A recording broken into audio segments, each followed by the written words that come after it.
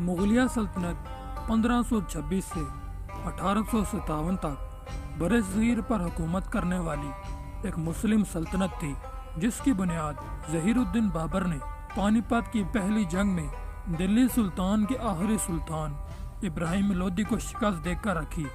مغلیہ سلطنت اپنے عروج میں تقریباً پورے برِ صغیر پر حکومت کرتی رہی، یعنی موجودہ دور کے افغانستان، پاکستان، بھارت اور بنگلہ دیش۔ مغلیہ سلطنت کے زوال کی سرسری معلومات برِ صغیر کے ہر باشندے کو معلوم ہے، لیکن کیا آپ جانتے ہیں کہ انگریزوں کے برِ صغیر پر قبضے کے بعد آخری مغل بادشاہ بہادر شاہ ظفر کی اولاد کا کیا انجام ہوا؟ آج کل مغل خاندان کہاں ہے اور کن حالات میں زندگی بسر کر رہا ہے؟ آج کی اس ویڈیو میں ہم آپ کو بتائیں گے کہ مغلیہ خاندان کے افراد آج کل کس حالات میں ہیں۔ خواجہ حسن نظامی، جو کہ اردو ادب کے مشہور ادیب گزرے ہیں، انہوں نے اپنی کتاب بیگمات کے آنسو میں مغلیہ سلطنت کے خاتمے کے بعد بہادر شاہ ظفر کی اولاد کے حالات بیان کیے ہیں۔ خواجہ حسن نظامی اپنی کتاب میں لکھتے ہیں کہ 1858 میں جب انگریزوں نے سکھوں کی مدد سے مغلیہ سلطنت کے آخری تاجدار بہادر شاہ ظفر کو غدر کے مقام پر شکست دی اور دلی پر مکمل قبضہ کر لیا، تو انگریزوں نے بہادر شاہ ظفر کو ان کے اہل خانہ سمیت ایک چھوٹے سے قید خانے میں قید کر دیا۔ کچھ ہی دنوں بعد انگریزوں نے اس کے 20 بیٹوں میں سے 18 کو سرعام قتل کر دیا۔ بہادر شاہ ظفر کے صرف 2 ہی بیٹے مرزا جوان بخش اور مرزا شاہ عباس زندہ بچے، اور انہوں نے ہی مغلیہ خاندان کی نسل کو آگے بڑھایا۔ انگریزوں کی جانب سے بہادر شاہ ظفر کے قتل کیے گئے 18 بیٹوں میں سے 3 کے سر کاٹ کر دلی کے خونی دروازوں پر لٹکائے گئے، تاکہ آئندہ کوئی بھی انگریزوں کے خلاف ایسا قدم نہ اٹھا سکے۔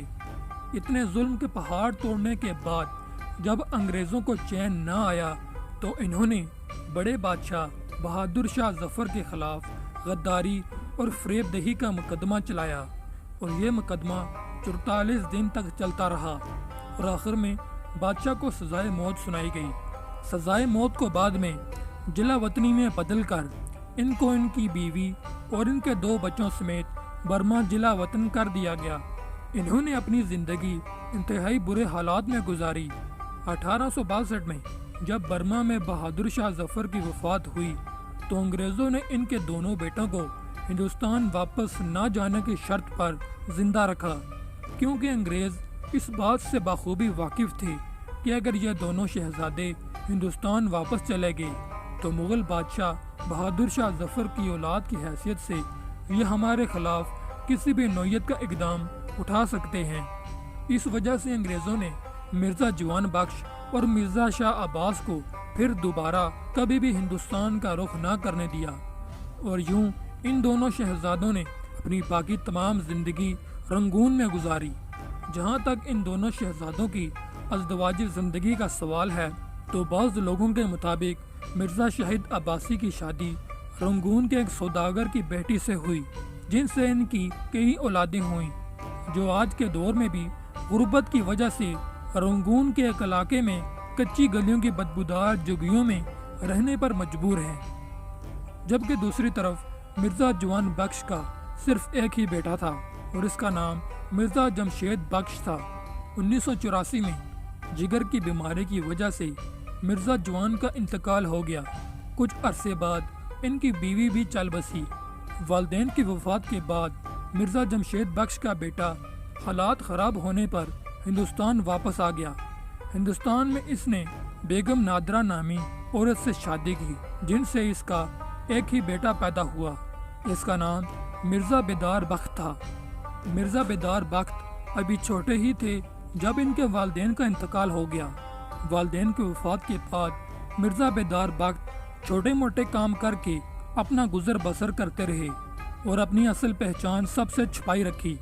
آزادی ملنے کے بعد جب مرزا بیدار کی اصل شناخت سب لوگوں کے سامنے آئی، تو ان کو آخری مغل بادشاہ کے پرپوتے کی حیثیت سے ہندوستان سرکار کی طرف سے بھیک کے طور پر ماہانہ کچھ پینشن دی جانے لگی۔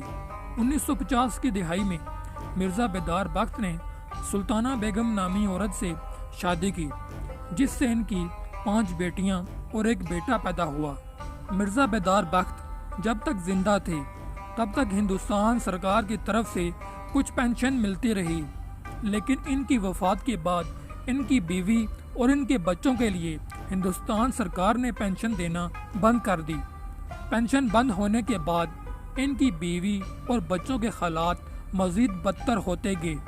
ان سب حالات کو مد نظر رکھتے ہوئے مرزا بیدار بخت کی بیوی کو اپنے 6 بچوں کا پیٹ پالنے کے لیے کلکتہ کے علاقے میں چائے کی دکان کھولنا پڑی۔ 1982 میں سلطانہ بیگم کو بہادر شاہ ظفر کے پرپوتے کی بیوی ہونے کی حیثیت سے ہندوستان سرکار کی طرف سے ایک سرکاری مکان بھی دیا گیا، جو کہ 1983 کے اختتام تک ان سے واپس لے لیا گیا۔ سرکاری مکان چھن جانے کے بعد آخری مغل بادشاہ بہادر شاہ ظفر کی پرپوتے کی بیوی اور ان کی اولاد بھی کلکتہ کے ایک چھوٹے سے 2 کمرے کے مکان میں زندگی گزارنے پر مجبور ہے، جنہوں نے تقریباً 350 سال پورے برِ صغیر پر حکومت کی۔ آج ان کی اولادیں انڈیا اور برما کے گلی کوچوں میں انتہائی غربت کی وجہ سے در در کی ٹھوکریں کھانے پر مجبور ہے۔ دوستوں، مجھے امید ہے کہ آپ کو آج کی ویڈیو اچھی لگی ہوگی۔ اگر آپ کو آج کی ویڈیو اچھی لگی تو اسے لائک کیجیے اور مزید اس طرح کی ویڈیوز کے لیے ہمارا YouTube چینل ضرور سبسکرائب کریں۔ آج کی ویڈیو کے لیے صرف اتنا ہی۔